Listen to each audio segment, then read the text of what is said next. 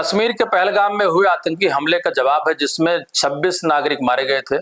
खुफिया एजेंसियों को हमलावरों के पाकिस्तान के आतंकवादी संगठन लश्कर ए तैयबा से कनेक्शन मिला, जिसका भारतीय नागरिकों और सुरक्षा बलों को निशाना बनाने का लंबा ट्रैक रिकॉर्ड है। भारत ने इस एयर स्ट्राइक से पाकिस्तान में छिपे आतंकी हाफिज सईद का अड्डा तबाह कर दिया है। हाफिज सईद, अगर आपको सबको याद हो तो 99 की घटनाओं से लेकर के 2025 22 अप्रैल के जितने भी आतंकवादी हमले हुए होंगे, वो चाहे जैसे मोहम्मद का नाम ले लें या अन्य संगठनों का नाम ले लें, उसमें ट्रेंड मिलिटेंट्स जो भी आए, कहीं न कहीं उसके पीछे हाफिज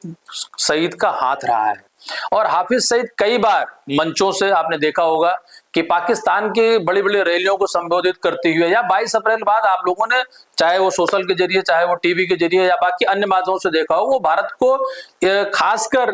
जिस नदी के पानी की बंद करने, सिंधु नदी के पानी की बंद करने की बात की गई, तो मंत्री का, सरकार का जवाब बाद में आता है। इससे पहले उस आतंकी संगठन के मसीहा, मैं सीधी बात करूंगा, जिसके परिवार के 10 लोग इस हमले में मारे गए हैं। मुझे लगता है भारत के लिए, भारत के उन लोगों के लिए जो अब तक के आतंकवादी घटनाओं से जिनके परिवार के बच्चे, पत्नी या अन्य लोग शहीद हुए होंगे, उनके परिवार के लोगों को जरूर खुशी मिली होगी। मित्रों, अगर आपको याद हो, मैं थोड़ा पीछे जाना चाहूंगा। हाफिज सईद को हमको तब छोड़ना पड़ा था कंधार जाकर के, जब स्वर्गीय अटल बिहारी वाजपेयी की सरकार हुआ करती थी, तो वहां से सिलसिला शुरू होता, लेकिन ये सिलसिला बंद नहीं हुआ। लेकिन आज जब उसकी जुबान से ये सुना कि परिवार खत्म होने से पहले काश मैं मर जाता तो बेहतर होता, ये कहीं न कहीं एक तरीके से इस देश के, चाहे वो सरकार की बात करूं या मैं इस मुद्दे की बात करूं कि रक्षा की बहुत बड़ी जीत है, हमारे सैनिकों की बहुत बड़ी जीत है। पूरे पाकिस्तान में स्कूल कॉलेज बंद कर दिए गए हैं।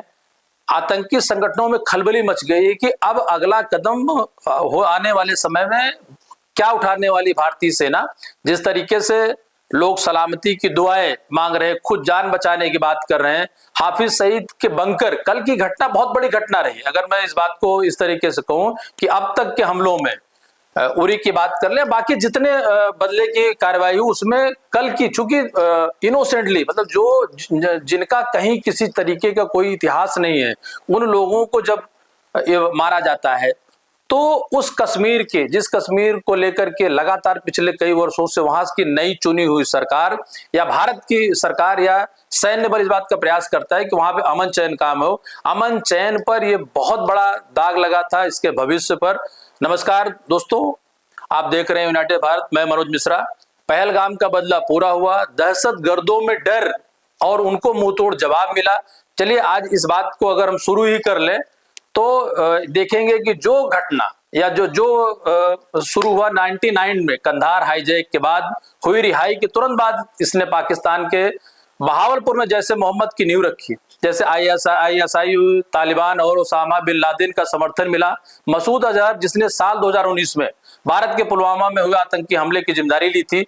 इसके अलावा मसूद अजहर के बहावलपुर और पीओके में कई टेरर कैंप हैं। मसूद भारत के मोस्ट वांटेड आतंकियों की लिस्ट में शामिल रहा है। मसूद अजहर पठानकोट में आतंकी हमला हो या 1968 में जिसका जन्म हुआ, उसका पूरा नाम मौलाना मसूद अजहर है। लेकिन एक बड़ी मजे की बात आपको बताएं, आपने देखा होगा और इस पर लोग ट्रोल भी कर रहे हैं कि आतंकियों का जनाजा नहीं बल्कि उनका जो कफन, वो अगर वहां की मिलिट्री के